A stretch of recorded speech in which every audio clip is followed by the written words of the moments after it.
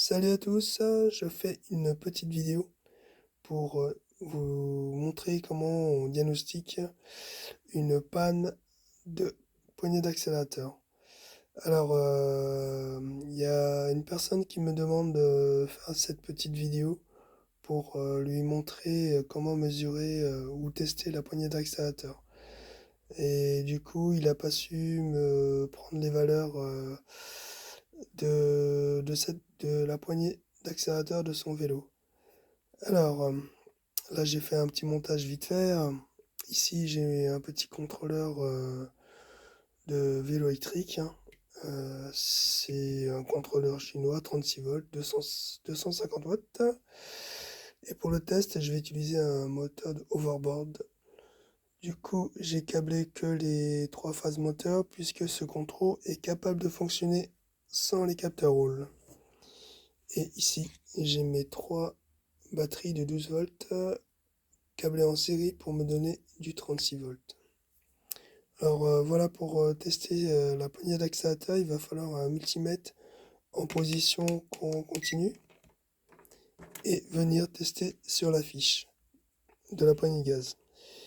Alors on va retrouver un rouge, un noir et un blanc côté poignée et vert côté contrôleur. Le rouge c'est votre plus 5 volts, donc quasiment tous les commandes c'est en 5 volts. Et le GND ce sera votre masse.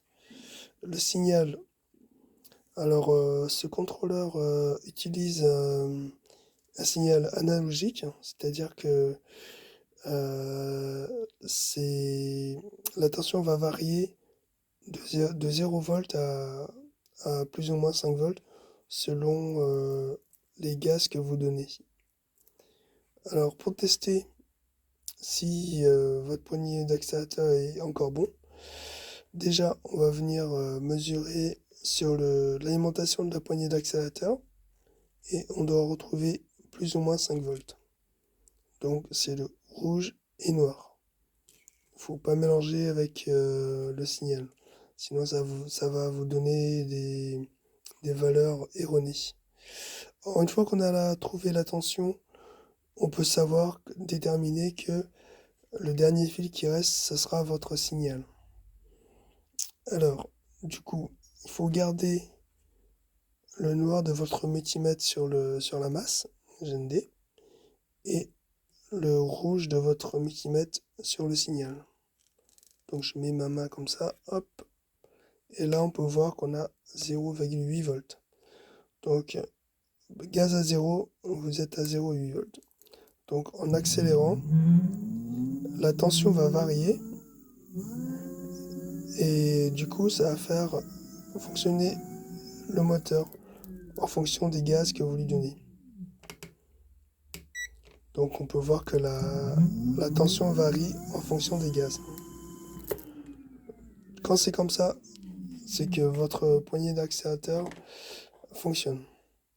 Alors maintenant, je vais volontairement créer un défaut sur la poignée de gaz pour simuler une panne en fait. Et il se peut que sur votre vélo qui ne fonctionne plus, c'est sans doute à cause de ça. Alors souvent, suite à une chute de vélo, il se peut que votre poignée d'accélérateur soit bloquée et ne revient pas à zéro. Donc si elle ne revient pas à zéro, euh, elle va envoyer une tension supérieure à 0 volt et ce qui entraîne une mise en sécurité du contrôleur. Donc je vais faire cette simulation de panne et je vais vous expliquer pourquoi. Alors du coup, je débranche le contrôleur pour le réinitialiser. Tac. Hop. Donc je vais prendre un petit bout de fil. Celle-là, alors, là c'est juste pour simuler une panne.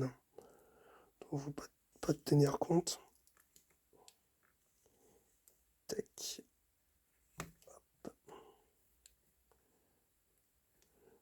Voilà.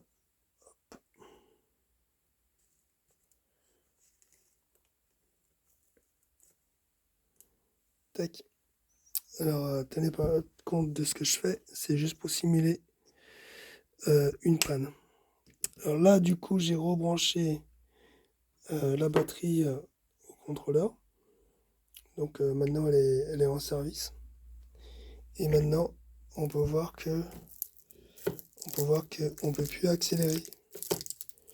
Et, euh, et c'est pour ça que je vous ai demandé de tester la poignée d'accélérateur. Parce qu'il se peut que, avec la pluie, les chutes, il se peut que l'aimant qui est à l'intérieur soit décalé ou le capteur Hall n'est plus en face de l'aimant. Parce qu'à l'intérieur, c'est comme ça a effet Hall, c'est un aimant qui se balade en fait, en fonction des gaz que vous donnez. Du coup, ça fait varier la tension de 0,8 V à 4,2 V selon les gaz. Alors, c'est une possibilité de panne. Donc, bien tester la poignée d'accélérateur. Et le plus simple, c'est que qu'elle soit restée coincée et elle ne revient plus à zéro. Cela, c'est une sécurité, hein, c'est pour éviter que le moteur s'emballe tout seul, hein, et qu'elle part sans vous attendre. Alors donc, on suppose que cette poignée était bloquée, donc on a l'impression qu'elle est à zéro, mais en fait il reste encore un peu de course ici. Donc là, on va dire qu'on a trouvé la panne. On a débloqué la poignée d'accélérateur, tout est bon. Et, ou alors, on l'a remplacé. Donc du coup, je renlève ma simulation de panne. En fait, là, j'ai juste fait un shunt entre le plus et le signal pour m'envoyer un signal supérieur à 0 volt, hein. Donc du coup, ça met le contrôleur en sécurité. C'est une panne probable. Tac, du coup, j'enlève mon shunt pour simuler la panne. Et maintenant, on peut voir que ça fonctionne. Donc, à tester. Et puis, si c'est pas ça, vous me direz ensuite les autres symptômes. Allez, à plus!